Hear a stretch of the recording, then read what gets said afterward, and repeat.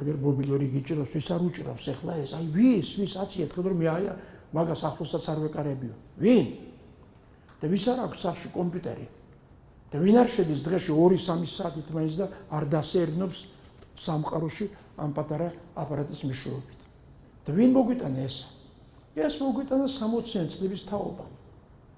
რომელსაც მოდიში აქსელერატებს ეძახდნენ. აქსელერებული თაობა, გონებრივად ძალიან დაწნევრული თაობა და მოგვიტანა ეს. გადაატრიალა ჩვენი ცხოვრება. გადაატრიალა. ხო? ეს აპარატები კი გვაქვს, მაგრამ კულტურას მოგვიტანა ეს. კულტურა ვერა. ძველი კულტურა დაგვრჩა ახალი ტექნიკით. ხო? ადრე თუნდაც წერილი დამეწერა ვიღაცას და საყვედურები მეთქვა, ახლა დაურეკავ თუ საყვედურებს უცბად მეთქვა.